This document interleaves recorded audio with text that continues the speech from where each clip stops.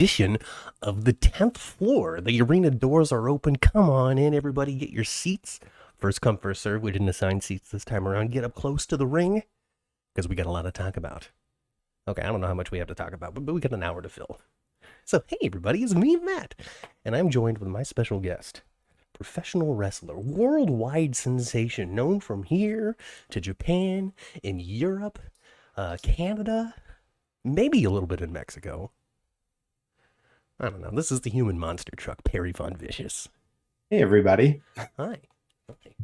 Hi. I think you definitely undersold your own introduction because I think from what I've gathered from Twitter, your audience doesn't fully know your background in pro wrestling per se. Is that right? I mean, there's been talk of it. There's been reference. So they're not familiar with the greatest mind in professional wrestling, Matthew Right. Theall, leader of the All Stars, manager to the Stars, manager to formerly the aristocrat Perry Von Vicious, to the classic connection to numerous others. Damian Grundy's the name that could come Grundy, up. yeah. Damien I Grundy. mean, you managed at least one Young Lions Cup champion. You know, I meant to bring the cup up here. I keep it down in the Yeah. gym so I can see it every time I'm It's a working out. source of inspiration for you. Yeah, reminds me of how good I once was. Well, you're still plenty good. I mean, at I least think more I think people so. appreciate how good you are now than before. Truth be told, I think bell to bell, I'm probably doing my best work now. That's great. But you know, there's a lot to be said for the rest of what goes into it. So I don't know. I mean, promo power has always been very strong for Perry Von Vicious. yeah, But and that continues now in my babyface monster truck I phase. don't understand how at all anybody ever likes you, but I'm happy that it's happening. Yeah, personally I don't see it, but you know, I mean, it's the same thing. Instead of going out there and being like, I hate you, you go out there and you're like, yeah, monster trucks. And like, that's yeah, the difference, right? yeah. I pretty much, my hands go like this. I throw them up in the air and I shout "Wow!" when I go through the curtain, and that's the place goes nuts. That's about it. It's easy. It really is easy. What I like about pro wrestling, what I loved about doing pro wrestling is that the fans, the audience, the attendees, they're a part of the show as well. They have just as much of a role to play as the referee and the wrestlers and the commentators and everybody else. And when people come to the show knowing what they're supposed to do, knowing that when the big monster baby face comes out and goes rah, no matter how silly it is, that's when you jump out of your seat and you cheer. and Conversely, when and the guy comes out in a suit and a monocle, you know to boo.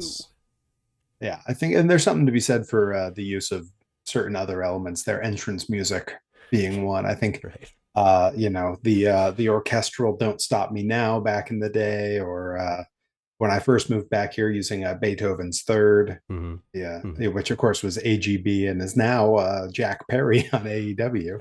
The, Uh, the villainous, the vicious Jack Perry. yeah, Uh, which makes sense. That would be a yeah, good nickname for him right about now. right. But yeah, that certainly set the tone. And now coming out to Automatic by Less Than Jake, this happy, energetic punk ska, like it couldn't be any more big baby face, big blasting horns in a major key. I mean, I mean, that's baby face heroic excitement right there. You know, when you're a baby face, you have to choose a song that is gonna be awesome when you win a championship. You know, to have the whole thing play during the big celebration, holding the belt over the air, like having the big high end horn section with high and whatever it is you just described it as is super important. I remember way back in the day. All right, so let's hit the rewind button. Let's go all the way back to the year 2011, 2012. it was depending on the story, it's going to be 11 or 12 or 10, So, really. gosh, so shoot, man. So you're the 2011 Young Lions Cup winner, That's right. 2012 PWI 500, Yep, number number 492, the 492. coveted I 492. mean, I mean, I think that's everyone's goal spot, right? better than eight other people. I mean, depending on how you look at it, better than a lot more than that. There's people who weren't on the list. Yeah. So, number 492 in 2012, APW Internet Champion, I don't remember what year that was. I 12 think to 13. that was late 2011. Okay. Okay. I only know because in the grand scheme of things, like what we had like 3 years together, 4 years together. Like it Yeah, was really, really just a the flip of the coin in the yeah, length of career that Perry Publishers has had. yeah, but it feels like it was more than that because we did a lot. We did so much. We worked all over the Like, place. We were the Bay Area. Okay, we can't really and say that not even because there just was the Adam Bay Area. We Thornstone were we stuff. were in we were in SoCal too. Like we got Yeah, around. We yeah, did a lot. Battleground, And bro. You know, yeah. Oh wow. I see. You're a little better at remembering the promotion names than I am. well, I mean, I didn't wrestle in two different regions and have twice as many companies under my belt. You know. It's so many. Well, I Uh, mean, so every, so East Coast wrestling, it's so populated. Like you know, you could walk five doors down and there's another promotion, right? yeah, and there's so much to do, and there's so many matches. Out in California at the time, the early 2010s, if we got 50 matches in a year, it was like, Hmm. wow, how did you Yeah, manage? And we did. We definitely hit those numbers. yeah. But everyone was really impressed. Out here, honestly, if it's less than 70, Hmm. Are kind you of even seen as a really bit of a wrestling? yeah, you're seen as a bit of a 40 miler at that point. Like, did you even try? Like, only 70? I mean, there's There's there's three. so there's a vast more number of promotions, way more promotions out there. Mostly because the states are so much smaller. You know, in California, you know, you're separated into like two regions, Northern California and Southern California, right? Yeah, And then within that, there's 10 places to work in each zone. yeah, You know, yeah. I'd say that's right. And a lot of them will run on the same night as each other. So what are you going to do? You can't well, work but both. also at the same time, they also try to not run on the same night as each other as well, so they can have the best roster available, the best matches that they can have for the night. Because if the people who are booked at those 50 plus matches in that area, um, they become a prize to have. And there's a little bit of there's some political stuff going on there too, where, oh, if you go work for them, don't try to come back, we won't have you. And uh, or at least there was. This is I what mean, we are talking about a decade and a half ago. I've been kind of separated from the life of Northern California wrestling for longer than 2 years now. When I moved to LA, I didn't have a chance to do any more shows. So I really can't say what it's like politically up there right now. It seems fine, Yeah, I yeah, guess. I mean, I guess I'm pretty far away too, but I don't hear much. It seems like everyone's happy and having a good time, and there's a Yeah. lot of great shows and amazing talent and talents that I can recall from when we were there who have like come into their own and flourished or getting Well, I mean, the person recognized. that And we can point to the most is Powerhouse Hobbs, right? Powerhouse Hobbs or Thunder Rosa, Thunder either Rosa as one, well. Well, right? you worked way more with Thunder Rosa than I did. Yeah, Yeah. yeah. I got to spend a little bit of time around her. She was one of the good brothers. Yeah. She Yeah. was Yeah. just one of the good ones who was goofing around at intermission, trying to hawk 8x10s. And And now yeah, look at her. yeah, yeah. She doesn't have to work hard to sell 8x10s now. That's for No, sure. no, no, oh, no, no. I mean, I have to work very hard to sell 8x10s because nobody really knows who I am anymore. It's very challenging on the corners of Hollywood Boulevard being like, I'm the greatest mind in professional wrestling. Look at this YouTube Yeah. clip. Well, I mean, you might move some 8x10s that way. I mean, I will say, my own merch game is way different now as well. I mean, you can recall working with me trying to yep. sell some t-shirts or some 8x10s or some T-shirts, trading 8x10s, but cards. then you were a little more you brought more creativity and cleverness to it than people did at the time. Yeah, Nowadays, you can get all kinds of different indie merch. But yeah, you were the pioneer of like the trading card. What was it? The little foldy yeah. The people little like where you QB could QB just fold guys that kind of look like a Funko yeah, toy. like before Funko was a really big thing. You buy Yeah, these little, you and cut them out, fold them well, then of together, and you course got your little now paper Funko now I took up 3D printing, and I action 3D print figures. custom monster trucks with me coming out the window, and I have my own in the style of the old Hasbro's Perry figure. And Yeah, that stuff is really popular. And That's awesome. That's awesome. And thank God that we live in 2023 in an age where this technology is available to you. We were talking yeah. earlier today even about the graphic that I made for this podcast that everybody saw on YouTube before clicking the video. I wouldn't have been able to do this when we were wrestling No, it because would have just been a lot more work. yeah, just to get rid of the backgrounds is one click now. While before it was many layers of different skills that I had to teach myself. And so that'll take us into my podcast speech that I usually say about the writer's strike and actor strike. Um, let's not activate those robots. The end. Yep. I've got some friends in that world, and I too am very very supportive of the strike. I think you know I'm hopeful that they'll find a good solid resolution because so many of them need the income, Yeah. and so many more who don't necessarily need the income, they're doing all right, have great projects in the works that they're going to create jobs for other people, but they're not Yeah. going to move on them until this gets resolved. So That was a big thing actually that came up during the COVID hiatus from a couple of years ago because Tom Cruise was still filming Mission Impossible or something at the time. You know, I know your favorite actor, Tom Cruise. You just have high praise for this man. Uh, it's not his acting. I think he's just such a great person. it really is the person part. For the for those who couldn't read that, that was sarcasm. but I but want to be real basically the story clear. goes production starts going, but there's mask mandates and vaccination and all that kind of stuff that Tom Cruise was very much adamant about enforcing on the set of Mission Impossible, to a point in which he just flipped out and screamed at this crew for not having the mask on, and it became a controversial issue out there that people had to respond to because it's social media age, and if something happens and you don't talk about it, are you even alive? So the two camps were, how dare Tom Cruise treat the little people like this? What a monster rich guy. And then the other side, from people like Alec Baldwin, was like, you have to recognize and realize that the reason all those people had that job is because Tom Cruise wanted to make a movie. So Yeah, both well, of them are absolutely correct.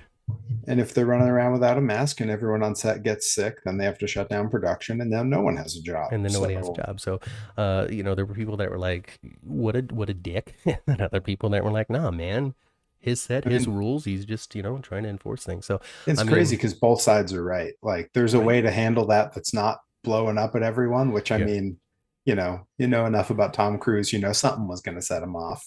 Well, but Um, then also at the same time, you have no idea what led up to that point. You have no idea how many sure. days of people ignoring the mandates happened or anything. Yeah. I try to err on the side of caution. I try to give the benefit of the doubt in these situations, especially nowadays when it's so easy for people to just take a narrative and run with it online. That's completely opposite from the truth of anything that might have actually happened. Also, I find that people nowadays in this world of social media that didn't exist in the way that it does now when we were wrestling, you know, my God, Yeah. it's so totally different now. Yep. Even Twitter. Well, and back in the day, you and I were sort of pioneering a bit of we're gonna get on social, we're gonna push our stuff, we're gonna have a Yeah, presence online. So I guess we're gonna go back in time a little bit here. always. We have to. We Circa haven't worked together in 10 2011. years. Well, circa 2011, it was a fairly new and interesting idea for wrestlers to have a YouTube, and I had had one since I first wrestled in January of 2008. Well, that YouTube was the reason why you got booked at All Pro That's Wrestling right. and paired with me. Yeah, probably. And honestly, getting brought into All Pro Wrestling was the biggest thing to happen to me at that point. And I wasn't brought in a small way. They put me Nope. with you, an established manager who had a character that was over with the fans. So, they were spoon feeding them what to think of me, Mm-hmm. which I mean, that's a sign that they really like you and want to make something of you. And of course, night one, I mean, first in the months leading up to my arrival, they aired promo package after promo package that I had nothing to do with. In No, fact, I didn't they know they were somebody happening. animated. What's his name? Fernando, I think. Yeah. Animated a 3D version of the Perry Von Vicious logo that you Yeah, had and it kind created. of did this like the old screensaver kind of. Yeah, kind of, because we had great volunteers for APW, people that really wanted to cut their teeth in the professional wrestling world and bring whatever skills they had, whether it be graphics design, booking, wrestling managing, refereeing, crew, cameras, production, editing, everything All Pro Wrestling offered.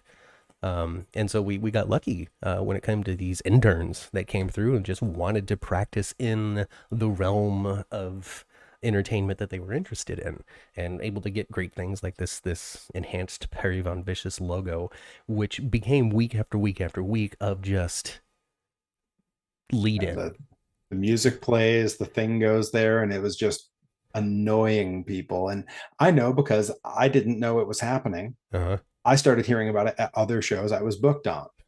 Fans who had been to the All Pro Wrestling shows would say, "Hey, they're airing things. Are you coming to APW? Because it just says PVV." And I was like, "What do you mean they're airing things?" And they said, "Oh, they're showing these things at the shows on the big screen." And I was like, "Really?" And so I started like having to ask around to wrestlers who were on those shows Yeah. already, and they're going, "Oh yeah, they didn't talk to you about that." And I'm I like, didn't tell you. No, "No, no. not really." So the booker at the time, John LaRocca, was just notorious for not telling anybody anything. You didn't know Yeah, what you're doing until it was announced online what your match was. yeah, yeah. Well, and there's still a lot of that in wrestling. Um, But it was purposeful. It's not because he didn't know. It's because he didn't want you to know. oh, well, that's a tactic, I suppose. Um, nothing better than giving people less chance. Well, I guess again, this goes back to at the time, having a big social media presence and everything wasn't really seen as being important by promotions and promoters. So if it were today, doing that is obviously detrimental because that wrestler can't then go share the match graphic or Right. post a promo or Yeah. tweet about what's going to happen. Because, for example, I have a little over 2,700 followers on Twitter. There are a bunch of promotions I work for that have fewer followers than that on their promotions page. So it would behoove them to not tell me what I'm doing because if I share it, more eyes are going to see it. Yes. Yeah. Yeah. Um, and beyond that, my opponent might have a bunch of followers that don't follow them. It's common sense now in 2023. Mm-hmm. In In 2011, 2011, back then, way back when, yeah, in the yesteryear, just after the turn of the century, when LA was still orange groves for as far as just the eye could see. all this was orange groves. Just orange groves. Um, But I can recall a couple weeks before the first appearance at APW, they had me come in because they wanted to like they were filming something that I don't even know if they ever wound up using, but it was like for hype reel stuff mm-hmm. for the Young Lions Cup, where they were like, "Oh, we want you to come in, throw your gear on. We'll have you like do a couple of your moves, but no one's in the ring. So like do your leg drop, but you're just not going to land on it. We're going to have the camera under you so it looks like you're crushing it, and then we'll do that." So they had me film a bunch of these things, and they had a bunch of the other wrestlers there film a bunch of these things. They never wound up using those I don't think for so. whatever It reason. doesn't sound familiar to me. Yeah, because I would have devoured that hype reel to see what it was like, and it never happened. No, I But don't think it did. And I did commentary for APW Gym Wars on YouTube at the time. So if they had put that together, I would have, it well, would have been and in an episode. it was upon arriving there that they explained to me like, "Oh, so we're gonna have you with this manager." I was like, "Oh, okay." Mm-hmm. Because I thought I was just being brought in on my own Yeah. because John LaRocca, back to the YouTube thing, had seen the sketches that I had posted on YouTube Right. before I moved to California and a few shortly thereafter. The first series was called Perry Von Vicious Hates. Oh. They were very short sketches, maybe 2 minutes, And back and it when was YouTube was meant to just be short form entertainment. yeah, well, because no one had the bandwidth to upload anything longer than that. And then the second one was Perry Von Vicious Presents, which was always just again goofy little sketches and things. Just you playing all of Um, these different characters, you, your butler, yes, my hippie neighbor who wanted me to get solar power or whatever it was. I don't even really remember a lot of them at right. this point, but I was all the characters, Yeah. which was fun. And I was the only one doing anything like that. I mean, Really, yeah. this You, predated. to interrupt you entirely and just start taking over and talk about what I want to now. Um, so, wrestling fans worldwide might remember a wrestler named Alex Ryder from WWE, right? That's his name, Alex Ryder, right? No, you're thinking of Zack Ryder. I No, was just Zack going to go to Ryder. the same thing. I don't know who Z Alex True is then. Long Alex Island Riley. Story. That's who Alex Riley was. Yeah. So Zack Ryder. That's what I'm thinking of. So Long Island Iced Tea or whatever. Ice Yep. Z. I see. And he really he got a cult following from his internet presence. He crowned himself the internet champion and all this stuff on YouTube, and really kind of set the bar and the model for wrestlers to follow going forward. Now we have up up down down and all kinds of different, just all sorts of different offerings online. That is Yep. part of Being the elite. WWE programming, paid for by WWE programming. You know, Xavier Woods still wrestles for the WWE because Up Up Downtown is so popular. You know that sort of stuff. So Alex Zack Ryder was Zack the one that, Ryder. that sort of set that stuff up. But while he was doing that, you and I were sitting in the chairs, wringing our hands and seething over the fact that when you were the APW Internet Champion, I had already been doing that you for had three been doing years all at of that that. point. Yeah, I predated the Z True Long Island Story series Right. by a full 4 years or so. Mm-hmm. And ironically had also won the internet championship at APW. So like there was a lot of parallels there.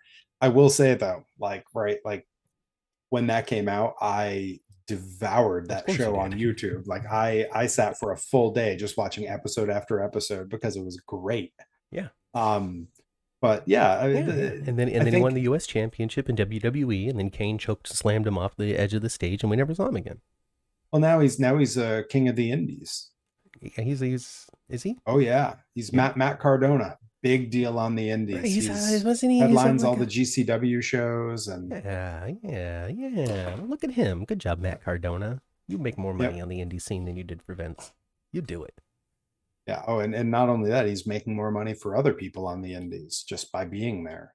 He's a draw, and as I understand it, a really great guy to be around and like really helpful to everyone around him and very giving. Well, how do you get booked against Matt Cardona so you guys can do I don't internet know. content together? I have no idea. Uh, I will say he also is a toy nerd, and he has. I mean, I don't think it's technically his, but it's kind of his. Basically, has a toy company that's making toys for indie wrestlers. That's really awesome. Yeah, See, a diversifying good your buddy of mine. portfolio. That's the way to go every time. Yeah, good buddy of mine, Mark Sterling. Smart Mark Sterling, the lawyer character on AEW, is a good friend. He works with him very closely on their toy podcast. They're Mm-hmm. both on the show, and You yeah, guys got a he's part of that podcast crew. too. Gosh, what a deep world. Yep, yep. It's So but yeah, yeah, so Matt Cardona stole all of our ideas. Well, because and now so he's you come wealthy. into APW, you don't know nothing, what's happening. They're saying, oh, you're gonna get paired with this guy, this manager. He's a fat loser. Go look at him. Um, right. So the first night we met, so I knew ahead of time that I was supposed to Yep, manage you. I just never had the opportunity to meet you. right. Because they started airing these vignettes. I had been crushed by the Carnival of Shadows. Hey, Corvus, hope you're watching this. I had been crushed by the Carnival of Shadows. Took a couple of weeks off to recover from my injuries, and in that time, they started plugging you. And so I learned, hey, we're gonna this PVV stuff that we're sharing. His name is Perry Von Vicious. Go look at his YouTube channel. You're gonna be his manager coming forward. And I'm like, okay. So I looked at it and I went, this guy wrestles. I still get that now. People watch my vlogs and my streams and like see me posting online about 3D printing stuff and monster trucks and Weird Al and whatever else, and they're like, "Oh, he wrestles too. That's cool." Oh, that's cool. Yeah, so I uh, still get that. that's That super hasn't funny. changed. Aesthetically though, you're very different back then. Yeah. Where you have musculature now, you didn't have it before. Um, you're twice the size of a man than you were when I knew you. Three times the size of the man that I knew you were before you left. Uh, Yeah, that's right. When I first started, I was close to 300 pounds, a big round guy. yeah. Uh, and then about the time that you and I were working together, I had started to lose some weight, and then I knew I was coming in. I considered it a big opportunity, so I started taking things very seriously and running and dieting. And by the time I started at APW, I was down to about 195 from almost 300. Yeah. And these days I'm sitting somewhere between 220 and 230, depending on time of day. But of solid muscle. And just being huge all the time. Just a human monster truck. Yeah, If I but were to it's choose a way to describe you. I think it's accurate. So you come in that night, you find out you're being paired with this Theall guy, and they throw us out in the ring to do a promo. Yep. So that Yep. that was the chem test. That was was to And see. and clearly they must have liked it because they didn't change plans, they didn't Nope, change not at all. course. It was full steam And ahead. I think they appreciated the fact that like we went out and I was like that was fun, and I felt like we clicked. Hmm. You know, I wouldn't say that I was super protective over my act at the time. I was Yeah. willing to kind of try whatever, but like, you know, throwing another person into the act is a lot, Hmm. even for someone who's essentially still very much a rookie at the time and just kind of breaking out in the second market they've had to try to break into because Yeah. I'd moved from the East Coast to the West Coast. And at the time, you'd really only been working for BTW, so it's not like you had a huge profile in the Bay Area. Yeah. And I had a booking the next weekend at Devil Mountain Devil Wrestling, Mountain Wrestling, the right long under Mountain deceased Devil Mountain Diablo. Wrestling. And I said like, yeah, do you want to come up and manage me? Like, I'm sure they'll have you on. Like, what? Why Yeah, not? yeah, and then Mountain from Stone Mountain, Larry Blackwell. Also, he worked very closely with the booker of Devil Mountain too, Yep. and he was very much like, before you take your act to All Pro Wrestling, where it's supposed to be this high-end big story carrying us in the future, you two need to work a match somewhere else first, so you Yep. know what each other are like. Yep. And So so we did. And after that, I mean, I think it was probably a solid 2 years where I don't think I had a single booking without you there. no, not unless there was some reason why. I think there might have been like something in SoCal or something because of the travel. Yeah, there might have been like, yeah, like one, but even then, Yeah, like I think the second time I went down for that company, you were with me. yeah. I think that was Battleground. Yeah, that's right. You wrestling Levi on the loop. Um, Yep, yeah. Oh, I mean, boy, that's a story that kept going. and Uh, that's something that happened with my wrestling clients a lot because Larry Blackwell wrestled Jody Christopherson nonstop, so I managed that quite often as well. I mean, everyone gets that, you know, gets a pairing that they stick with for long periods. You Yeah, when know, it works, it for me, works. it was when I first got to California, it was Aaron Solo. Hmm. Yeah, I wrestled like he's 11 AEW's Aaron times in a Solo row. now, or right? Yep, Yeah. AEW's Aaron Solo. Yeah, everybody's famous now. Uh, Except for me. uh, yeah, so, except for us. I mean, that's not true. I'm about to leave for Japan. You're going to Japan. I'm the one that's being left behind. The manager of the crew gets forgotten. Unless you're J.J. Dillon or Paul Heyman. I'm just. That's yeah. I guess that's kind of true. Um, but yeah, it was Aaron Solo for a while. Then it was Levi for quite a while, and often it's, you know, oh, we're enemies here, but we're tag partners over here, Right. and back and forth. So it was Levi for, I mean, I guess if you consider the cage match goodbye, it was years that it Yeah. was me and Levi paired together. Yeah. And even then, when I came back here, like 2 months after I moved back, Buddy and Levi came out and did a loop for 2 weeks with me. Right. So Right. it was still happening. And Just then couldn't get and rid of those now guys. since then, that was really the start. It's been Rip Bison. Yeah. Yeah. I mean, there was a couple. Devin Danger, you wrestled a bunch. Anton Voorhees, It's you wrestled true. a bunch. Um, Yeah. God, man, those Anton matches. I would love to wrestle Anton again. It nearly happened right before the world shut down. uh-huh. The flights were booked. Me Yeah. and Rip were coming out. We were going to wrestle twice for Hood Slam and once I remember you guys up at actually doing Action some promos Coast, for right? that, Yep. and it And didn't, and it fizzled out. yeah, literally canceled the flights like 4 days before we were supposed to go. Bummer. And the shows hadn't been canceled yet, Hmm. but it was like the writing was on the wall. And so I got a hold of Sheik and told her, like, I think this ain't happening. And Yeah. she said, yeah, just put in the phone call and cancel it. If I eat the cost of the tickets, I eat the cost of the tickets. You know, I think we're about to see a lot of strange stuff go on. Yeah. And it was like 6 hours later that Hood Slam announced that they had to cancel both shows the weekend we were supposed to be there. Hmm. Yeah. Yeah, So yeah. yeah, Well, now that you're gonna be, I don't know, tempered in Japan. Come on out, hang out at Hood Slam. I don't know how often they're doing shows. I don't think it's every week anymore, but no, I think they're once a month or twice a month now, something yeah, like I that. don't know. But yeah, at some point, because I do believe there's going to be multiple trips in and out of Japan on this contract. So Oh, great. we'll see. Okay. I All right. know I know this. All right. So, we talk about the past. I mean, there's still so many more years to cover when it comes to our Boy, is there. time I mean, I together. was going to say Uh, we didn't get to the classic connection no. arc.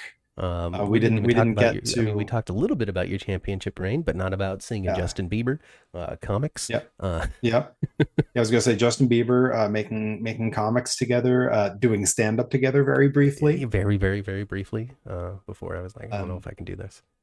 Um, well, and then I kept going for a little while, yeah. arguably longer than I should have. Whatever. It is No, what it is. I actually did pretty well at it and was Yeah. having a good time. Like, I think the first year I did stand up, I did something like 320 shows Yeah, that's pretty. And I remember in one you made a year. couple of friends along the way, and were like, "Oh, you come do this thing." You really found your pathway when it came to puns. You really enjoyed the Yep. pun punchlines. You became the pun comedian. I was the reigning king of puns. And then one day And you when woke it's up right, and you said, "I am done with California. I'm getting the hell out of here." it was a little more than, I mean, essentially it was, owning a home in California was going to be expensive. I had an opportunity for a job out here that paid better. Yeah. Everything was cheaper here, and we had a newly born niece out here and a soon to be born, It incubating was time. nephew. Yeah. So yeah, we came back, and of course, then right around the time both of those kids started to get interesting, like they get Yeah. to the age where you can talk to them, Yeah. be interested in them. The world shut down for a year and a half, so it was like we might as well have stayed in California. They didn't, we're still like that aunt and uncle. They're like, I think I remember these I think I two. know Who who were they these people again? are. Yeah. No, it's probably better Um. that you were able to be on your nice property out there rather than Yeah. crammed up somewhere in Oakland. We did buy the house like 10 months before the world shut down or something like that. So, but it was a space and there was a yard and people not right up on top of you. And a big basement where I could build a home gym so I could keep working out. A Yeah. workshop so I could start 3D printing. See, A and whole, now if it wasn't for California APW and then COVID-19, who knows where your career would have been? honestly, like the situation out here is the kind of thing where I'm like, man, if this was a decade ago and I had this, it's like not only does the basement gym let me be in better shape, which makes me just all around a bigger asset to a wrestling show, Mm-hmm.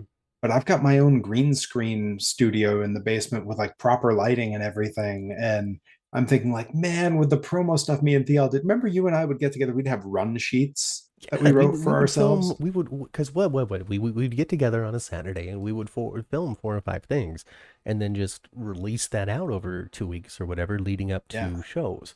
We wanted to make And sure that we always had promos leading up to it, which is why it was super irritating with APW of not knowing what was coming next. Is because like people do now, we wanted to do promos. We wanted to build the heat. We wanted to argue with the opponent ahead of time in a well, public forum.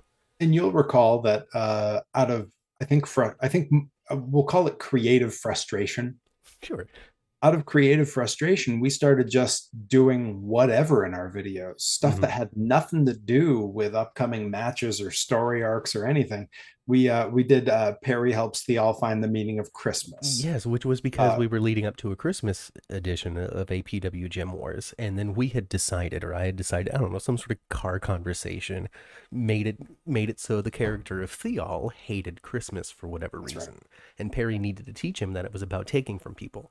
Um, Yes, that's right. right, and so The he true learned that he meaning. learned the true meaning of Christmas, and because of that, at the APW show, I put on the Christmas sweater vest and the Santa hat and all of the stuff that Theall wouldn't have done if Perry hadn't taught him the meaning of Christmas.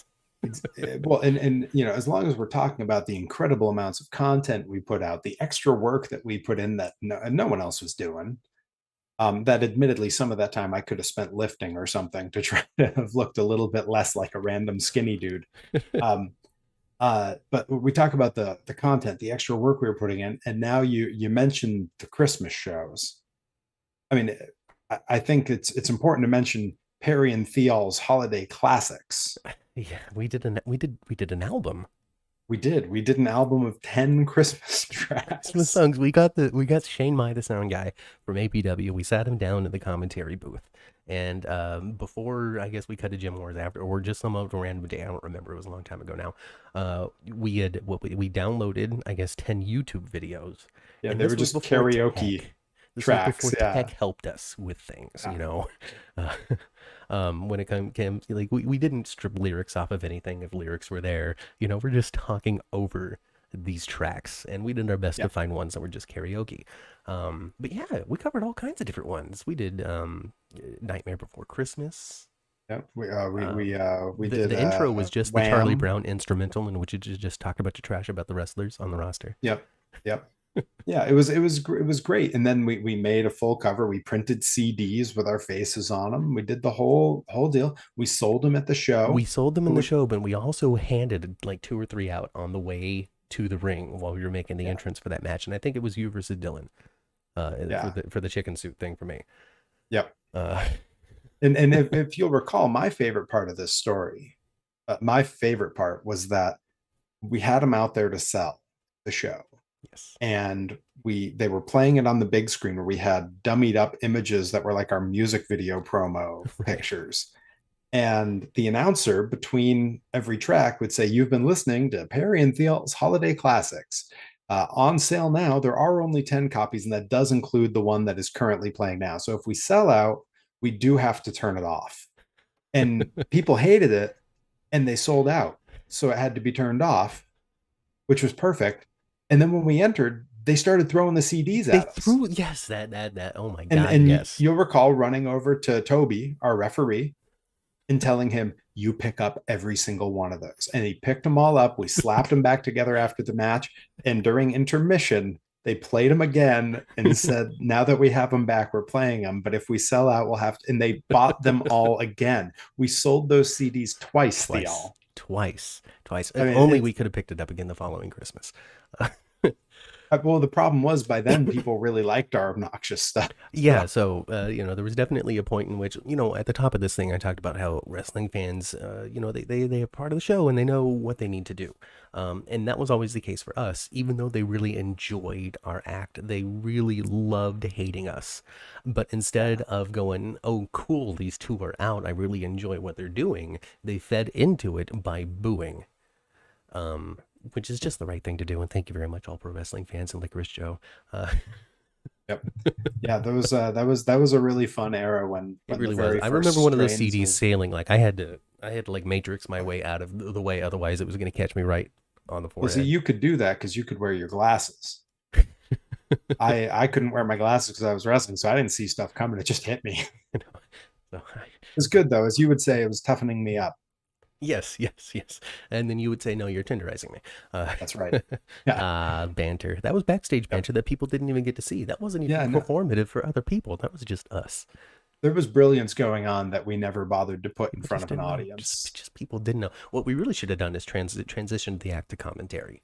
I know that you love being between the Well, ropes and wrestling and throwing your weight around, but you know, well, for a little while we did do we commentary. did a We show here were, and there, yeah. We were the occasional fill-ins. but we We should would have been we the would team somewhere, man. well, you remember for a while we were hosting the recap show So yeah, for we hosted the APW. recap show. You won 3 of those awards though, so it was like perfect. Yeah, yeah, that was pretty good. Well, Which I was mean, which was important because it I was was also APW. out. I was out injured at the time, Yeah, well, so that I was Dylan couldn't Drake's fault. wrestle. But I wanted to stay visible to the audience, and so the way we did that was I Yeah, came in to do commentary. I came in to film shit for the show. I don't know if I can swear on your show, but I am. you sure? Um, I think uh, YouTube is sensitive about like terrible things that happen to other people, but when it comes to like oh, swearing, they don't really care. well, yeah, I would come in and film these little in between segments, and I got these awards, so we got to film segments for that and take pictures with the awards and with the rest. I was glad that the rest of the All Stars crew at the time, you, Mm. me, Levi, and Damian Grundy, Grundy had to be corralled and convinced a little, but like the whole crew was mostly like, yeah, let's do this. Let's take funny pictures. Let's do funny skits. Let's do all Hmm. of it. And Grundy, with his character, I think it kind of worked perfectly because he was never one of us in the group. So he could just stand in the back looking kind of annoyed or not It, into it it. was it was it was a perfect marriage of just energy that didn't really co, co Yeah. become coherent. Yeah. Well, But it was if we're but it was so all awkward and wrong that there were still elements of it that worked. Because Grundy was so hey Damian Grundy, hope you're watching. Um, big powerhouse of a guy, but didn't quite grasp the silliness of wrestling. Didn't appreciate the silliness of wrestling. right. And so I remember in training, he'd get the suggestion, hey, after you hit this big move, just give me a big rah or something. And he goes, well, can I do something other than that? Um, but the answer is like, no, there's nothing that you could do other than slam rar that fits the element of pro wrestling. Yeah. But if you were to come to it from a real life realistic standpoint, slamming something rawr, like you were describing your entrance, it's goofy, unrealistic, not real life stuff. Yeah. So you kind of got to have to get behind that. But because he was so against it was difficult for us to feed that energy into him because it didn't come naturally to him. So we just said, stand in the back and be quiet. And He was that's good at that. really all that character needed to do in the group. Every once in a while we could get him into it by like we would sort of sell the thing where like you and I would say something to each other and I would turn and walk away. Hmm. Then you'd turn to Levi and feed him something like, "Can you believe this?" And Levi would say something funny and he'd walk away. And then you would turn and you would look at Grundy like you were going to go for like, "Yeah, right, Grunt," and then you would walk away and he would just be left standing on screen shaking his head at all three of us. And so like with that, you had to convince him because he had to play along. But when that would happen, we'd watch it back in the viewfinder and he would be cracking up. Because it was so funny to have And that. honestly, in some of those moments, he was the funniest part. The straight guy is the funniest part sometimes. Um, Always Sunny in Philadelphia is a show that people like. Yep. It's still on today. They do a season every other year, and it's always like eight episodes long. What a gig. Yeah, right. So Always Sunny, and that show is about all of these really obnoxious, strange, non-conforming people interacting with normal, well-adjusted, Yeah. regular people. And the humor of the show is a little bit in the wackadoodleness from these core four characters. But where the real hilarity comes in is how the people around them react and respond to the wackadoodle characters. And that's sort of the same energy that we're able to get with those sketches. Is Damien was the normal person in this strange reality of Perry and Theall.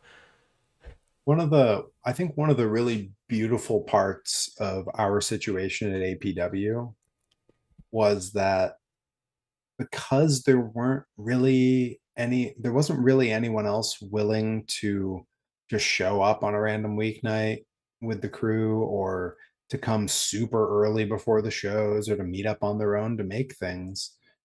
And they needed the content. They Hmm. needed someone to host this thing. They needed something for this. They needed something for that. So we weren't just used, we were given a lot of free reign to do wild stuff. And that's like you mentioned the Justin Bieber thing. Hmm.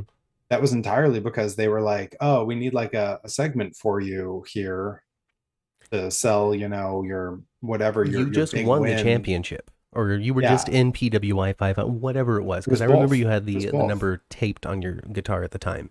It Yep. It's was a still on my Theall guitar. Stars celebration of some achievement. Yeah, it was all of them because they all kind of happened at the same time. Hmm. I was the internet champion. I was in PWI, and it was when you guys had the awards at Yeah. APW, and I had just come back from injury, so I was like, "Let's go. Let's do some weird stuff." Yeah. And so we did the whole like because we did it twice, if you'll recall. Hmm. The first time was the slideshow of Yes. our victory vacation we took after I won the Young Lions The Cup. heat that I didn't realize that we would be able to get from doing a slideshow in the middle of the ring. It worked. Not only does everybody hate a slideshow, but everybody hates Perry and Theo. Well, and we were super self-indulgent with the stuff we were saying about the pictures. Like at one point, I did like a really long quote from Weird Al's Albuquerque. Yes. Yeah. Well, we photoshopped him back in the day when it was challenging, and so it was purposefully bad because it Yep. was so hard to do well that we just were like, we'll just cut it out, and it'll be obvious that Perry and Theo really didn't go to these places, and it's all part of the joke. And it got more obvious as time went on. Well, their last slide was the fact that we went and celebrated on the moon. You Yep. know, And as soon as that happened was when the Babyface's music hit and they chased us away. yes, yeah. Mr. Wrestling Then #4 we came out, I think.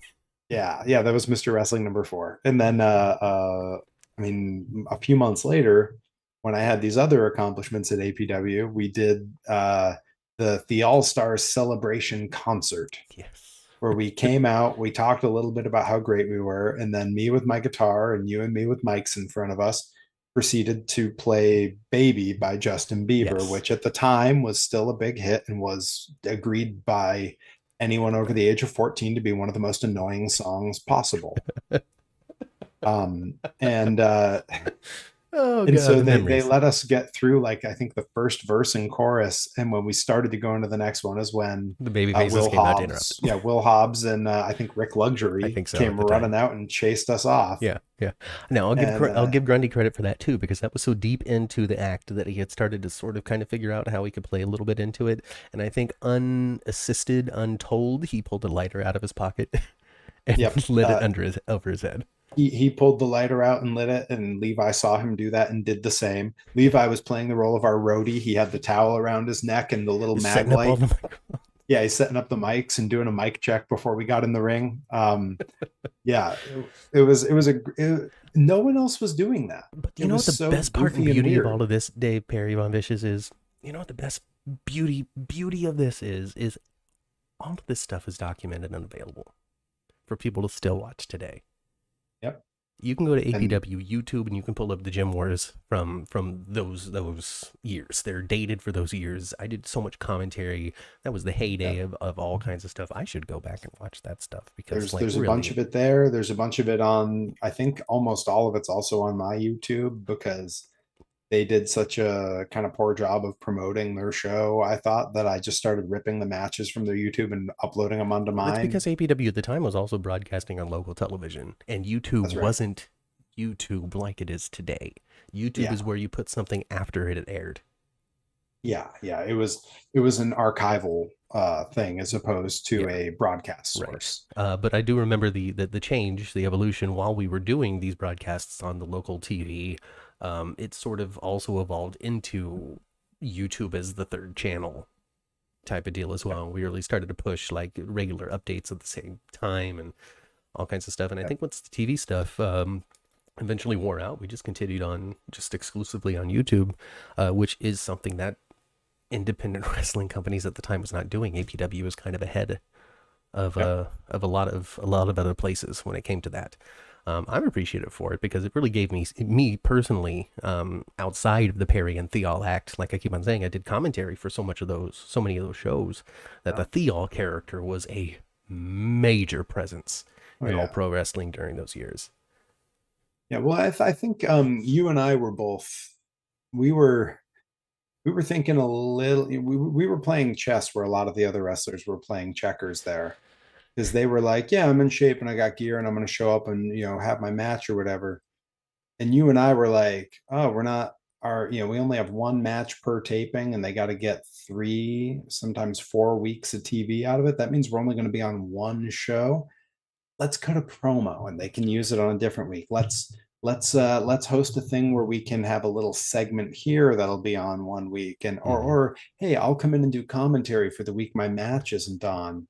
And it wound up, I mean, really, it was for a couple years, it was the Perry and Theall show. We were on every episode and no other Yeah. wrestler could claim that. No, we were on every episode for sure. And I do remember there was also a certain time too where it didn't matter what show we'd been booked on. So we got to talk about APW because that was the primary. That's my home promotion. That's where I was trained. That's where I got all of what in my opinion, my best stuff was at APW. Not to diminish anything that I did anywhere else. My best stuff was at APW, so it still holds a very special place in my heart. I hope Marcus brings it back sometime. But I don't know where my points are anymore. I don't know how to host a podcast. Is Well, we're is talking basically about how this there were goes. other places, right? You know what? You were leading up to there's other places we were at. Oh yeah, there are. Oh yeah. So I was saying that no matter where we went, no matter where we were booked, we always took half an hour of the show, from Boy, entrances to promos to the match itself. Whether or not it was actually going to be cut together for consumption outside of the live event, it didn't matter. We took half an hour every time. I Every time. forgot about that. We really did. Yeah. Because when we would go to Devil Mountain, I mean, our ring intro took forever because they had to name every accolade I had. They had to give your full gimmick name. They had to give my full gimmick name. They had to name not just where I'm from, but where my summer home was or Yes. where my winter Currently, home was, currently depending. residing in his summer home on the Nevada side of Lake Yeah, Tahoe. it was yeah, it was so much. And so the intros were long, and then there was the whole removal of the suit and the ascot that was like, I mean, at one point I think the fans got so familiar with it that it was almost ritualistic to them. It was my silent version of Road Dogg's spiel before the New Age Outlaws, Hmm. Yeah. where they knew the scarf is coming off, the jacket comes off, now the shirt, There was a and there then was there was a whole routine to it. yeah, It really was. It was the jacket, right? And then you would have the fake shirt dangling like Ted DiBiase. yep, Right? You'd pull that yep, off, and then the ascot I think was third. yep. And I'm Ascot was folding third. all of this stuff up nicely and neatly and putting it Yep. nicely in the corner. And then finally the pants, the tearaway pants, Yeah, which I made a big show of which because you I would milked much I would I further would than get one everything half else. with the top unlatched and people would boo and I'd look around a little bit. I'd get the other one and they'd boo and I'd look around a little bit and then I would start walking around teasing which side I would point my butt at while I took my pants off. And what really fed into that though was the fact that you didn't look like what you do now. If you did that now, people would be like, "Wow, how impressive."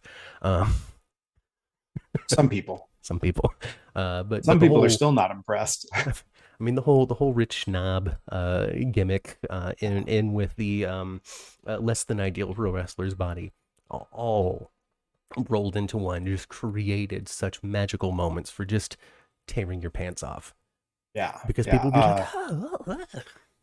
I won't name names, but early on in my California run, I distinctly remember one of the first shows I was at. I went out, did my shtick with the suit and everything. It was literally the first time this very large audience had seen me. I'll say it was at BTW. I won't name any other names, but it was a big crowd. Shane Cody." And I came back, and there was another wrestler, roughly my age, who fancied himself a bit more of an X Division style performer. Um, who went out, kick pads, biker shorts, very AJ Styles at that era, Hmm. and did everything under the sun in his match. Came back and he is just covered with ice packs and he's taping something up and he's all beat up. And I came back fresh as a daisy with my suit under my arm. And the BTW trainer looks at the two of us and looks at him and he goes, Perry got a bigger pop with a pair of Velcro pants than any of the stuff that puts you in those ice packs right now. And it was true. Boy, it didn't do me any favors at training. Well, that's the political world of pro wrestling, which it doesn't matter if you're working a local indie show in your small town or if you're working for Vince McMahon or Tony Khan. Is it's a part of the business. It's what you got to deal with. Um, but there's Yeah, so I much mean, fun to be had, so I can understand why people want to be on the top of things. yeah, and I mean, I'm definitely, I'm not doing the suit removal and stuff anymore, but the fans now, I do still have my sort of signature moments that happen, and they know how to react, and Mhm. we have a good time together, and just now they're having a good time with me in a very open way, as opposed to a tongue in cheek like, Yeah. oh, boo, but Boo! that God, I hope audience he's not always here next year or next week. it really, yeah, it really is kind of crazy to think back. Like at the time, we just sort of reveled in the way that they would boo us, and we thought that that was so cool. And now I really think back on it and like thinking of the conversations with fans on Twitter at the time and conversations with fans in person. They loved They loved it. booing us. It wasn't boo because they disliked us. It No. was boo because they got the act and they wanted to play that part. I mean, so when it comes down, so all right, so let's just analyze it. I love to analyze things on this channel. I analyze soap operas on this channel. I tell people how to digest melodrama on this show, on this channel. So Well, let's talk about this stuff. All hit right. me with some Tums. Show me how to digest. Let's do this. Um, so you talk about like cool heels. The Outsiders, Yeah, that's the epitome of first cool heel, example. right? Yeah. And it was challenging for them to get the appropriate reaction. People would cheer them no matter what because they were the cool heel and they were doing stuff where you were justified in going, that was cool. I like that. Woohoo. Yep. We didn't do things where it was justified to cheer. We were It's true. obnoxious. We were irritating. We were annoying. If we did something and it popped and people were like, oh, yeah, that means that there's a problem with them. Yeah. So really the And only way to interact with our spiel, with our shindig, with the thing that we did, was to yep. boo. And that was the only appropriate response. And so I think one of the things that really helped us walk that line in our act, because I think we both knew that like fans understand what a heel act is. They get it. mhm, They know what the villains do. There's certain things that if we say it, they're gonna cheer because they know that's heel act. And mhm, they kind of, you go to a wrestling show, you expect to see certain things, and when one of them happens, you're psyched you got it. You mhm, check that box. So we did a lot of that stuff, yeah, but it wasn't the focal point. And we were willing to be a little self-indulgent with the act. A lot of it was for us, yeah. where we said, you know what, they're not going to like how long this takes. Maybe that's where the heat comes from. And even though at its surface, doing a funny Photoshop slideshow is Mhm. something that a babyface can absolutely do and get a babyface reaction, and singing a pop song that we actually learned to play and sing, like Yeah. we weren't No, like we actually you played and played sang the it. guitar live. You learned you looked up the Yeah, I chords. learned the song. Yeah. Like we really did it. And numerous other ridiculous things we did like that. All of those could be babyface things that people would cheer for. We had a catchphrase. We would go get sandwiches at the end of every one of our We promos. would get sandwiches, and we had funny little things we did, but the fact that it was all so like, this is for us. This is not for any of you. We're not. This is not a thing that we think you'll like. This is not a thing we think you want. This is for us, and this is our time now. Yes, it was very much That I we're think going to was a go out big there and part do of it. this, and that's Yeah. pretty. That's kind of how we kind of also kind of pitched those sorts of things. And again, thank you very much, Shane, my the sound guy, because if it wasn't for his backup with John LaRocca, we wouldn't have been able to do either one of those things. Because Shane understood.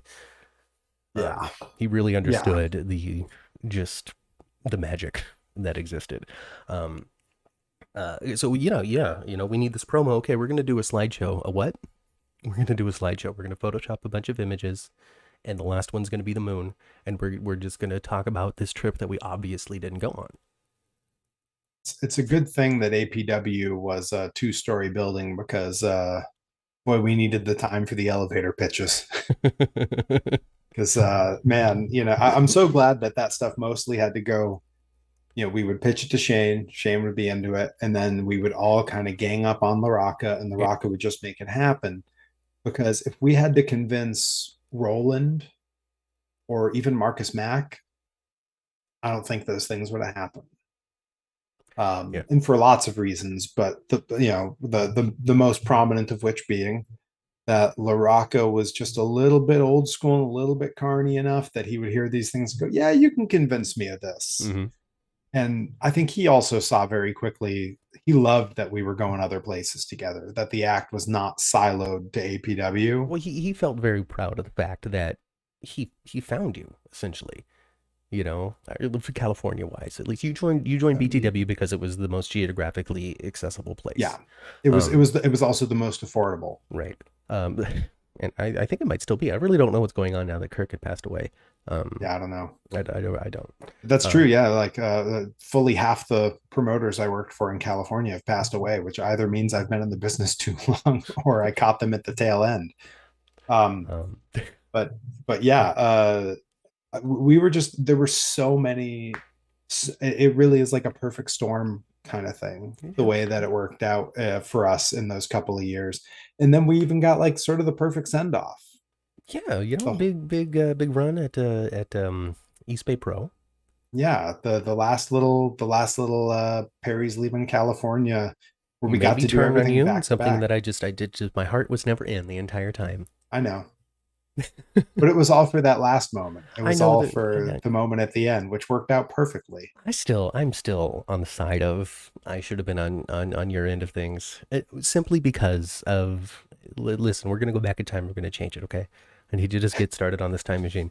Try me, because you wanted a baby face run. You wanted to Well, sell no, merch. no. I mean, yes. No, I tried a little bit when I moved away from managing and going into commentary. I tried my best to even things out and to get people to like not boo me out of the building every time I was there, and I just couldn't. People just love to hate me. Established you really well. Too well, I guess. You know, even just like ring announcing people, I'm like, oh god, I'm like, come on, I'm wearing the East Bay Pro shirt today, not the sweater vest. Come on. Anyway, um, I still feel as though since the act was so good, since Perry and Theall were Perry and Theall, you didn't have Theall, you didn't have Perry. You had Perry and Theall. That just to me logically, it would have made no sense after all of these years, after all of these adventures, after all of this close bonding and together time. And this was an argument I made with you years ago. It is. That why would Theall ever think differently than Perry? And you know, truthfully, y all valid points. Like, I don't have a great argument against it. It's just You wanted your Madison Square Garden moment at the end. right, which included you. Yeah, well, I know. And I'm not I think complaining. Okay, throughout I'm just the saying no, that you well, broke my I heart think into a million throughout the pieces, and I've never story, forgiven you. That's all. I know. Well, that's fine. It's fine. I'm about to go to the other side of the planet. Your heart can be as broken as you want. Um, uh, I think that you, to your credit, and totally probably against my wishes at the time, you worked the angle very much like you were conflicted throughout. There Yeah. was never a moment in that story where you were 1,000% on the side of the classic connection. You No, didn't no. I appear had in to their play it as promos, Perry's still my very best good friend, but he's just making the wrong choice right now. right? And you did a very good when the first initial beatdown happened on me and everyone left. You never laid a finger on me in that beatdown, even though you were right there. Mm-hmm. And you were the last one to leave with a long, slow, longing look before you went through the curtain. Uh, I almost when said F the plan and ran back to the ring to give you a hug. when the promos were all done, you appeared in none of their promos.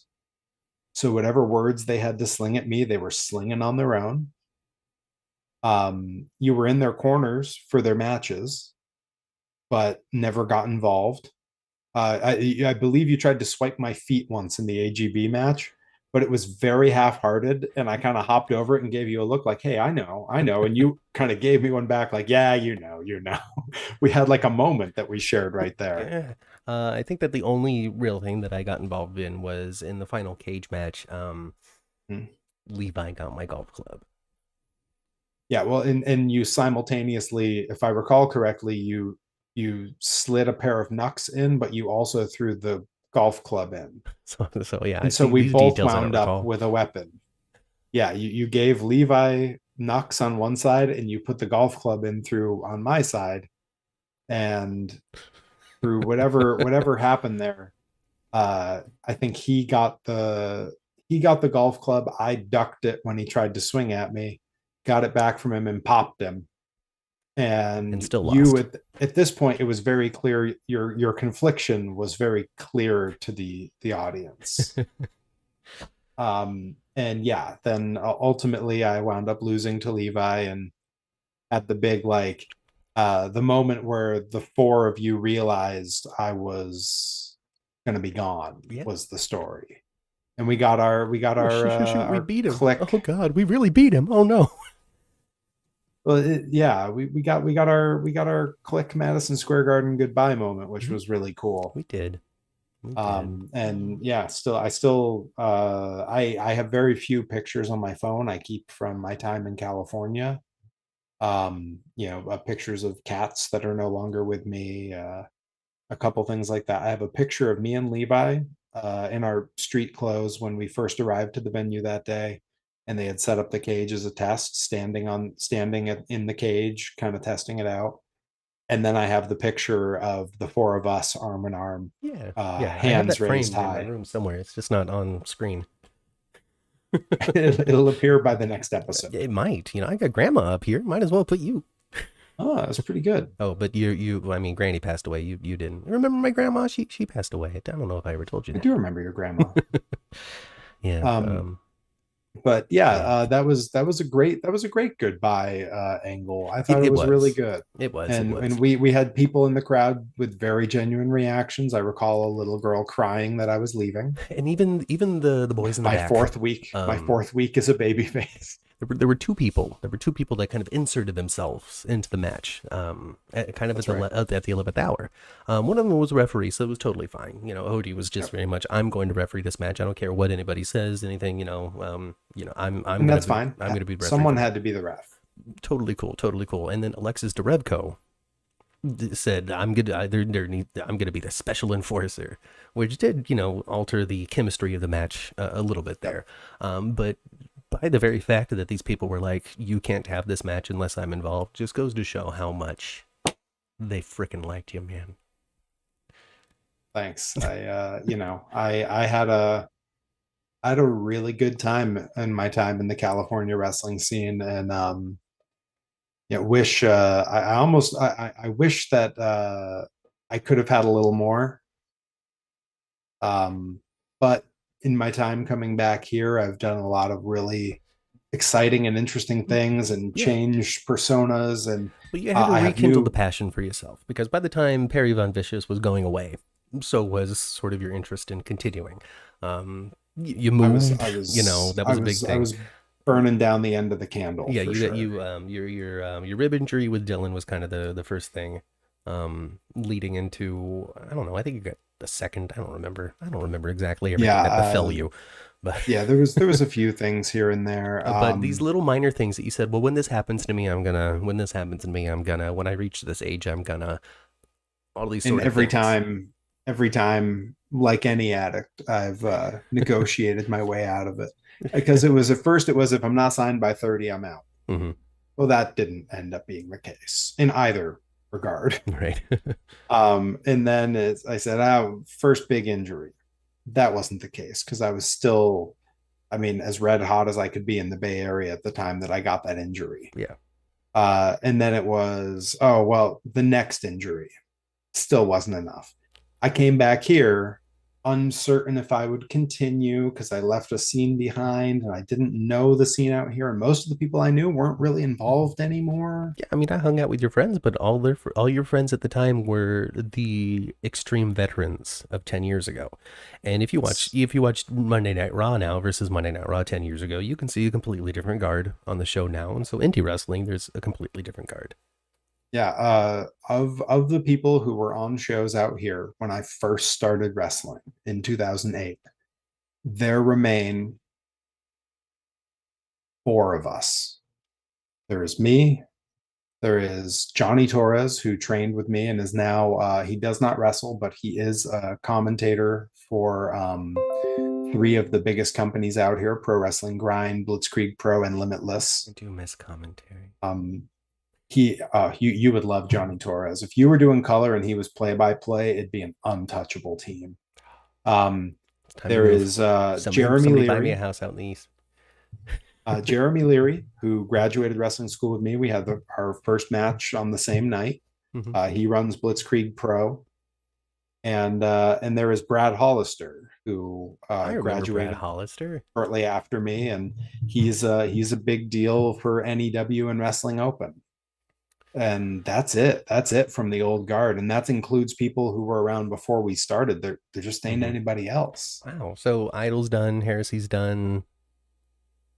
Heresy Everybody, still pops up every Antonio once in a while, but I Thomas. don't see him. Oh, and Antonio Thomas, who now wrestles under the name Thomas Santel. Hmm. Um, I haven't seen him on any shows for some time, but he is a head trainer for the Beyond Institute of Pro Got Wrestling. it. Got it. Got it. on my end of things, we already talked about it a little bit. When it comes to my classmates, Will Hobbs. Yep, He's definitely a classmate of mine. Of my graduating class, if you want to say it, he's the one that definitely hit the highest high. for sure. Mikey J, he's still wrestling. Still around. Yeah, he's wrestling. He's actually wrestling for Championship Wrestling for Hollywood. He's won some championship for them. I can't recall which one it is. But he's got a whole new gimmick now. He's not the party animal Mikey J anymore. He's Jack I Banning. bet that Is I the bet name. that championship looks great next to a certain Young Lions cup. The thief, Mikey J. No, he wrestles under the name Jack Banning, which I Yep. called him on, and nobody else, I don't think, has ever called him on this. Jack Banning. It's very obvious where this name comes from. Is it obvious to I you? Because it's obvious to me. I do know what it's from, and when I first heard that was the name he was using, I was like, really? And now I'm blanking on what it's from. Jack So you Banning. remember that movie Hook with Robin Williams? Yes. Okay. Peter Pan grew up to be Peter Banning. Is his last name? Mhm. His son that gets kidnapped by Captain Hook's name is Jack, which would make him Jack Banning. So I called him out on that, and he never confirmed. But I know it's the truth. I know it's the Now, truth, Mikey. if he uses the band Rufio for his entrance music, now we're really on to something. I don't know exactly who he is, but he plays as a like an asylum escapee. Is what he does. Okay, now. yeah. Championship Uncle Sid Wrestling would in be Hollywood. proud. Works for him. Married, has kids now. Kid Yeah. now. Look at that life update for Mikey J. But yeah, there's Mikey J still doing it. Yeah, Hobbs is still doing it. Thunder Rosa Yeah. is not from my graduating class. She's 2 or 3 years Right. after me. Same thing with like Marcus Lewis. He's still wrestling. Is he good for him? Yeah. I liked him. Daniel Torch, he's still out there. Yep. D Torch still Sir doing it. Samurai is, but it seems as though He's doing it less and less. I don't know if it's not that he's doing it less and less. I just see him posting about injuries more often. Well, I mean, he's getting on in years. Yeah, so Samurai's doing the thing, but still incredibly popular. Still the heart of SPW. Still, Of course. just God, the amazing, there's passionate another man company is. that gave us. There's another company that gave us some leeway, huh? Oh yeah, They let us do some wild stuff. Yeah, we had manager fights and funky tag team matches and Yeah, all sorts of different weird things. three-way matches with other people in them. Like, I mean, yeah, just they let us do all kinds of crazy stuff, and it was awesome. Yeah, it was a good time. It was an absolute good time. Everything was a But great like, time. I was gonna say Dave Dutra still doing Dutra's it. still wrestling. The Yeah, Battle he's the King. Battle King, dude, Dave Dutra. I think Matt Carlos is still out there a little bit. We're working for Yep. Hood Slam. I don't think it gets out Yep. past Hood Slam. So it seems as though there's still a little bit more of my contemporaries in California active than your contemporaries over there in Massachusetts. Well, my graduating class was pretty small. I Mhm. think there was 5 of us. Yeah. And there's still 4 around, so I Mhm. guess percentage-wise is pretty good. But Well, I mean, some of the names that I list, like Torch, he's from SPW, not APW. Yeah, So right. he's just from the same generation, essentially. Yeah. Those 2009 to 2011 debuts type of deal is what I consider my little. I'm also in a much more rural area, so there's fewer people. Hey, whatever. I mean, just fully fewer people. That's the why Bay you get to Area wrestle is 70 times a month. It's because there's not. as no, many. I have to travel to do that. From That's the other Maine thing to is, South Carolina. yeah, I was gonna say, since I've been out here, as far north and as far east as Nova Scotia, so pretty much as far as you can go without leaving the continent. Right. And then I've been as far south and west as Texas, and as far Midwest as Tennessee and Chicago. So yeah, and everywhere in between. I mean, Delaware, Philadelphia, Pennsylvania, New Jersey, New York, Connecticut. I got a question, Yeah, try me. and you might have the answer to this because you're a smart guy. I like to think so. What continent is Greenland and Iceland a part of? This Is it North It's like America or is it Europe? it's definitely Europe. Yeah. I was going to Is say, it on the this like European a- maps? 'Cause listen, California school number 47th in the nation or something versus Massachusetts 8th in the nation, right? well, it's, actually, number 2 or number 1, depending on what year. Well, there you go. It's okay. Yeah, So the European, because I'm thinking, like, because I was the reason why there was a whole train of thought that was happening while you were talking. and that's one of the viewers on the channel is from this island off of Nova Scotia. And I have to Oh, keep okay. this particular viewer in mind. Hey, Kelly, because she is the latest time that you could possibly have in North America. Ah, yes, I wrestled in Nova Scotia, just on the very edge of that time, for a company called Kaizen Pro Wrestling, Okay. featuring the lovely and talented Covey Christ, who is a tremendous person and performer. I can if this friend is anywhere in the vicinity of being able to get to that, I strongly recommend it. They put on a great show, Okay. All right. and So, they have a hey, great venue. Kelly, Boy, if do you they have if a you great like venue. wrestling, just get off your island and go to Nova Scotia. So I'm not sure exactly what province this island is or anything, but it's just the latest you could possibly be in North America, and so I have to keep that in mind because I live in, well, Hawaii's the earliest you can be in North America. Um, Yeah, that's true. but second to that is us here in California. You should move to Hawaii. I should move to Hawaii, and you should move to the tip of Nova Scotia. I was going to say I'll just stay in Japan. Or you could just Really stay. throw things off. I don't know. We might be Yeah. closer in time, Japan and Hawaii. The you can recall doing some crazy travel with me where we drove crazy hours. There was Um, definitely the Saturday where we woke up in the morning, drove down to L.A., did Battleground, slept on some floor somewhere, hit Disneyland, and came home. yeah, all in one go Yeah, because we didn't want to pay for a hotel. So we stayed on someone's hotel floor. right. Did Disney because someone was Um, able to swipe us in for free. We did dollar store Dollar breakfast. store breakfast, greatest man professional breakfast right here. Yep. Um, And then we drove home because we had managed to do every ride and see every show, save for the nighttime shows and the parades by like 3 p.m. because So we we were agreed. We were blessed. like, let's grab one last Dole Whip each, go sit through the tiki room, and then let's hit the road. And I went to work the next morning. I think you did Yeah, too. yeah, yeah, yeah. Oh Um, man, to be uh, 20, be in your 20s again. I was Goodness. just gonna say to be 27 again, man. Uh, but yeah, so we did some crazy travel, but so since I've been back here, this Texas we did in the car. Hmm. That was 36 hours straight driving one shot. New Orleans was 26 hours straight one shot, which Rip did 100% of the drive down, did not trade off with anyone. He refused, which was terrifying until it was amazing. We were like, you need a break, man. Come on, just trade out with somebody. Just, you need a break. He's like, no, I'm good. I'm good. I'm fine. And he's still talking and everything's good. And then it's like, okay, dude, it's the sun has gone down and come back up. You gotta tag out. And he was like, no, no, no, I'm good. I'm good. And then we're like 2 hours away, and he like the color has left his face, and he's on energy drink like seven, white knuckling it through life. And I just remember being like, oh, now it's awesome. He's gonna do it. And like no one wanted to trade with him anymore because we're like, you're almost there, man. And then it And became just cheering him on. he totally did it. Oh, And then we got congratulations. there, and you would think go straight to the hotel and go to sleep. No, we had to carry all the Kaiju Big Battle costumes into the venue because they were in the van with us. And then we went out to eat somewhere. Well, he did it to himself at that point. Uh, I mean, I didn't sleep the whole way either. If Rip's in the driver's seat 100% of the time on any road trip, if Rip's in the driver's seat, I am in the passenger seat and awake. yeah. We had both worked full shifts at our jobs Well, that day you're a before good, leaving. you're a good road warrior, man. It's good to have you there. My longest trip was in a van with other wrestlers going to Vegas, and this was a big like 18 seater, big like Yep. cargo van that was full of seats.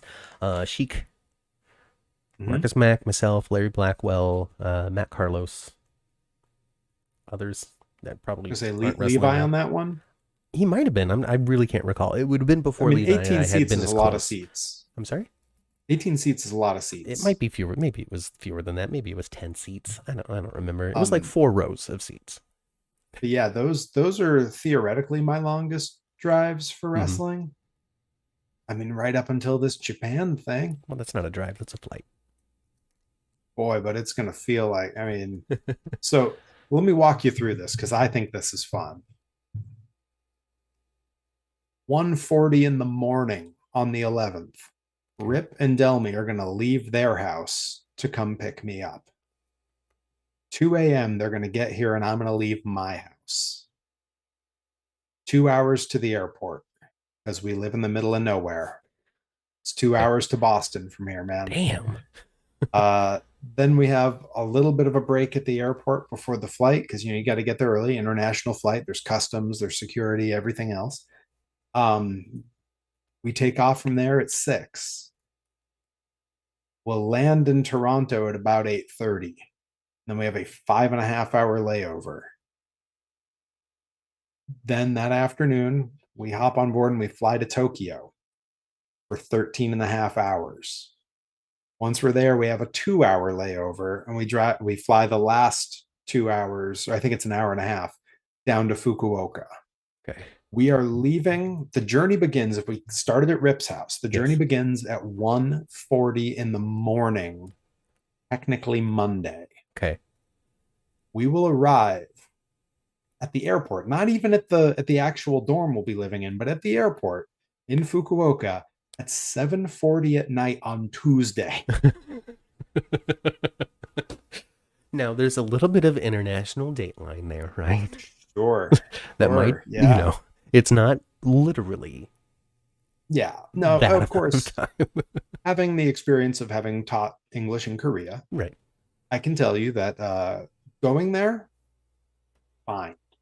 Not just the excitement of the travel and everything carrying you through, but that direction of travel is pretty tolerable. Like when I went to teach in Korea, I landed, went out to eat with the other teachers after a nice, landed, had a nice shower, went out to eat, came back, read a little bit, and then turned in for the night. Woke up the next morning, started my teaching job. Mm-hmm. I expect it's probably going to be pretty similar this time, of getting there and feeling pretty good. The flight home, though, is the worst.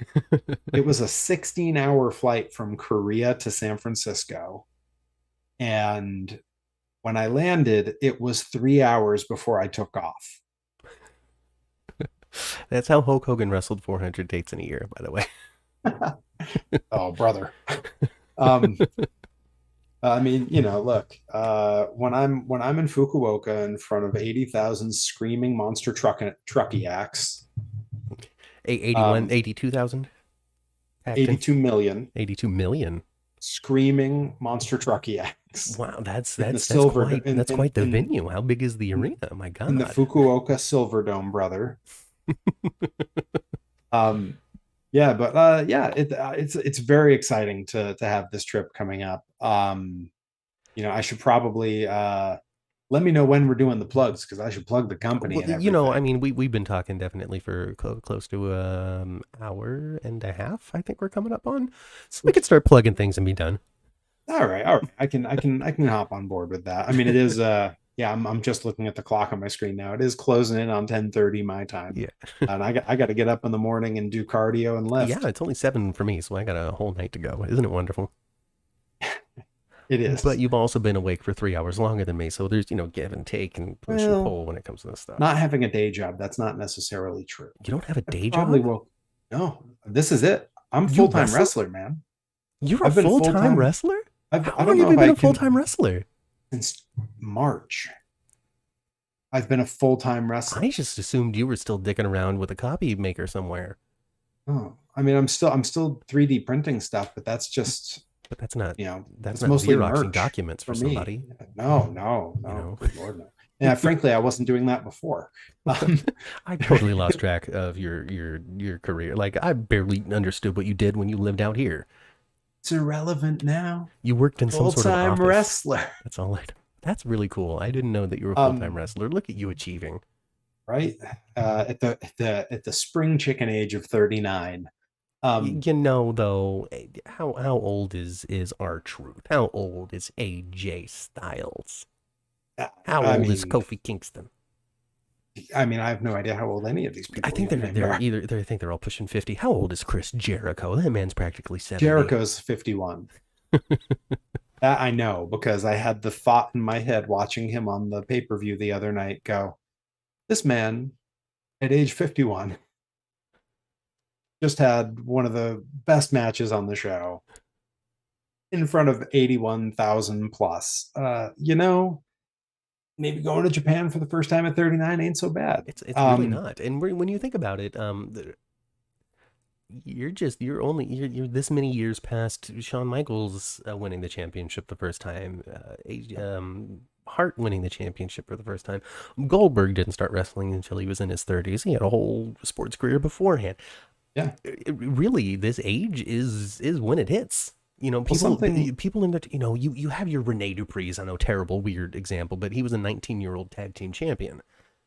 I was supposed to work with Rene Dupree about a month ago, and the Oh, shows got canceled like 3 days that's funny. beforehand. That's funny. I mentioned it, but he was a 19-year-old tag team champion. You know, so you know, like wow, what a great achievement for somebody, you know, young in their 20s, that kind of stuff. But really, when it comes down to it, your heyday is in those 30s. Well, and I'm really I've made peace with, because that was a real piece of cognitive dissonance for me, Yeah. trying to psych myself up and feel ready and confident for this. Because whether they watched my matches, looked at my pictures, knew who I was, and felt I was worthy of this position Mm-hmm. is irrelevant in this movie theater. Right. In this movie theater, I've got all the negative running all the time, and I finally came You see to yourself for the the imposter you are. realization Yeah.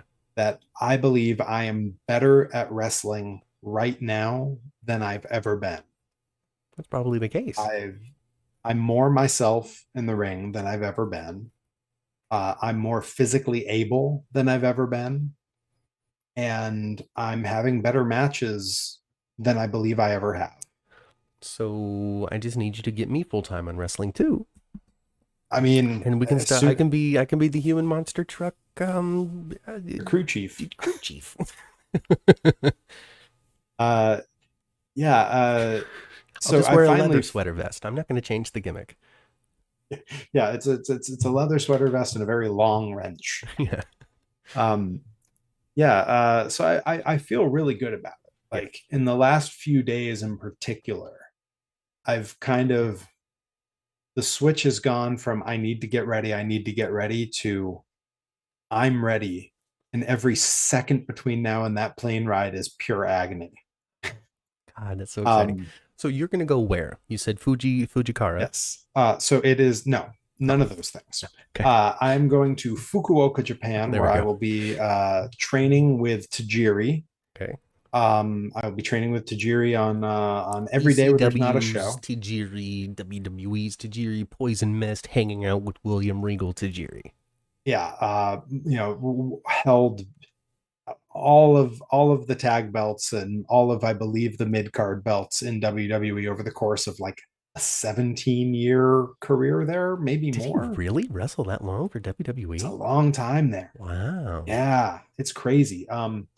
And I'll be training with Tajiri, and I will be wrestling for Kyushu Pro. Mm-hmm. They are a great company. I've learned so much about them since the beginning of the year when we started talking about going over.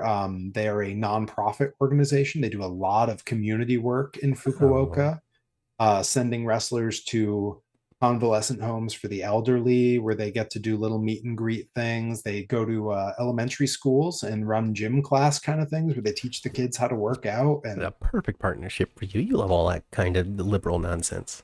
yeah, I've spent the majority of my adult life, if we're getting back to my real day job stuff, working for nonprofits. Right. So yeah, very very much a bleeding heart liberal, as the tie dye would imply.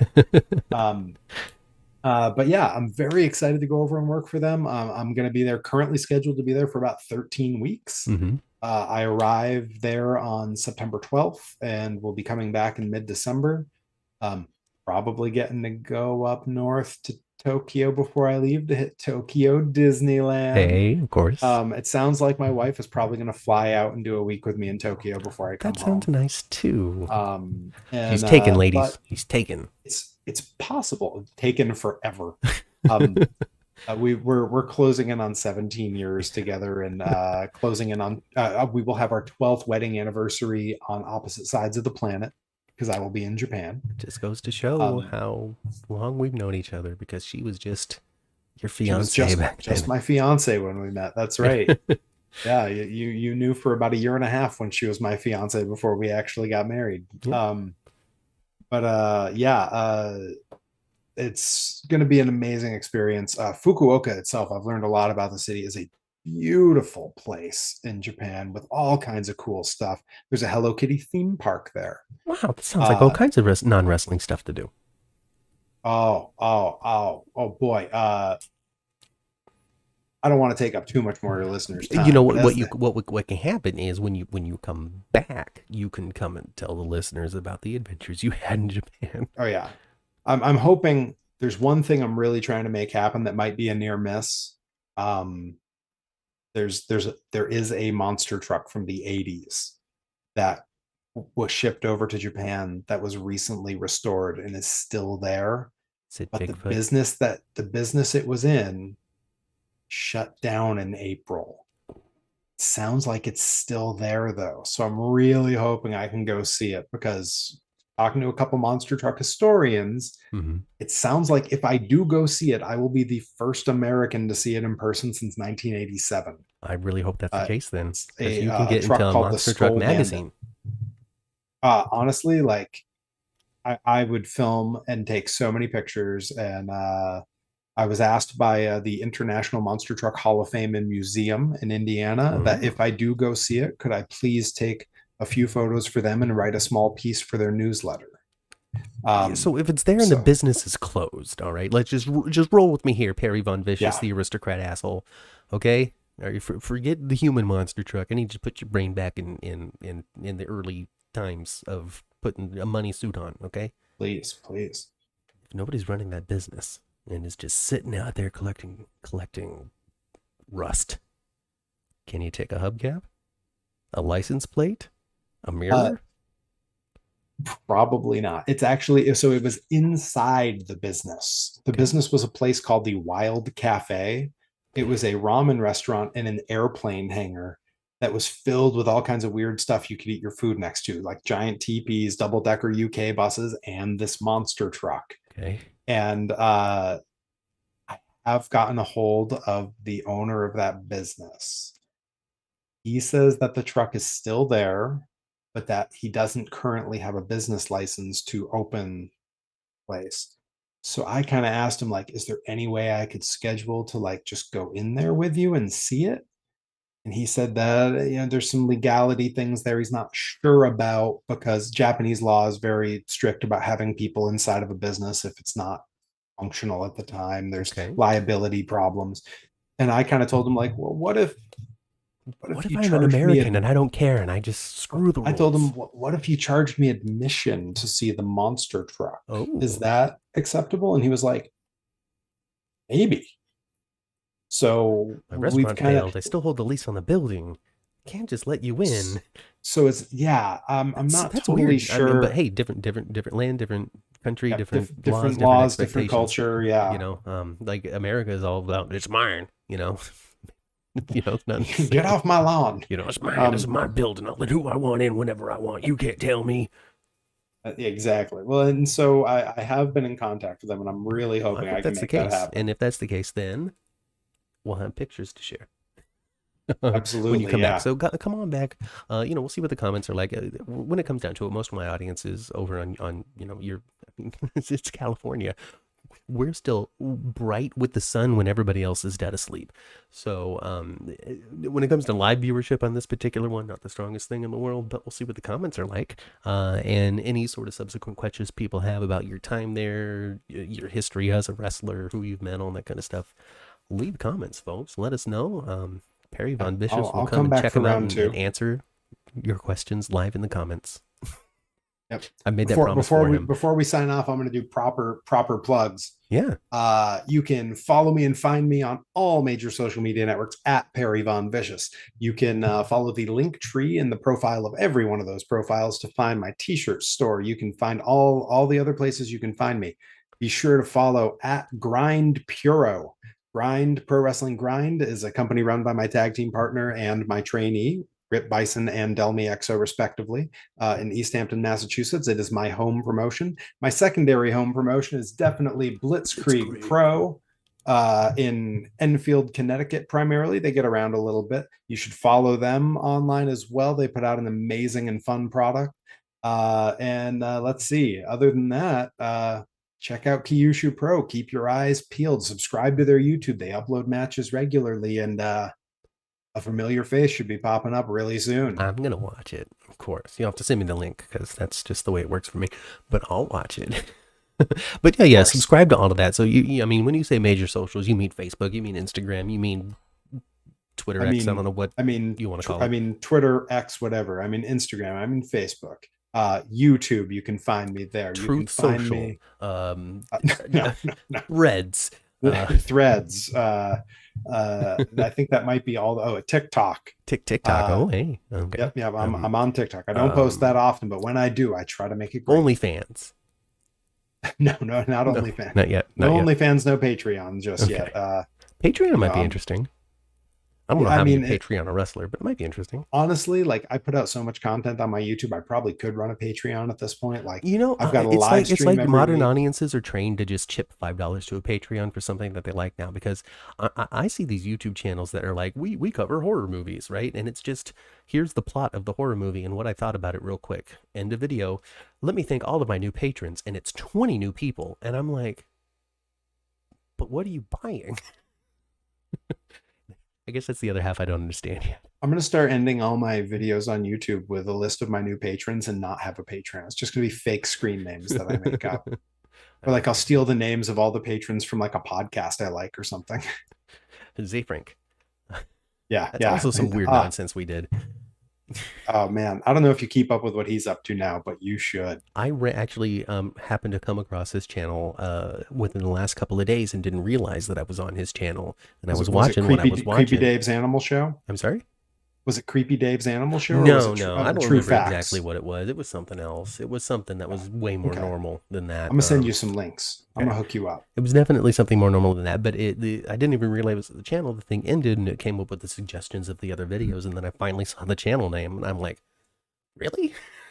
Yep. Anyway, he's still a force to be reckoned with. Subscribe to him. Subscribe to me. All right. Yes, subscribe to. This is why people hated the act, all right? Channel. Because I would say things like that, but then people would know that I don't mean it. Subscribe to whoever you want. It's free. You subscribe to every channel you come across. You know what you're doing? Nothing harmful to yourself and only helping these people. So subscribe away. So with that, those are my plugs. Now, with that said, here's my plugs. All right. You already know where to find us on Twitter at 10th Floor GH. Where we talk about General Hospital, we talk about Days of Our Lives, we talk about whatever it is that also might come up that I find interesting in the world of entertainment. I mean, there's more wrestling on there now than ever before. Just because I'm also writing for TVEntertainmentNews.com, in which I'm on the wrestling beat. So keep your eyes on that website, as in September we're launching all sorts of new initiatives, all sorts of new programs, all sorts of new regular articles, and all kinds of cool stuff happening Labor Day week. In September, all of that stuff is going to be launched. So that's exciting. So go there for your regular updates on wrestling and soaps and also other things in the entertainment world. Again, follow on Twitter at 10th Floor GH. We're also on Instagram. Subscribe to the channel, leave a comment, like the video, tell all your wrestling friends that I spent a bunch of time with my good buddy Perry Von Vicious. And I don't know, go spend some time with your families. I've been Matt, that's been Perry Von Vicious, and I'll catch you next time I come out of this channel for some random nonsense. Goodbye, everybody. Let's go get some sandwiches.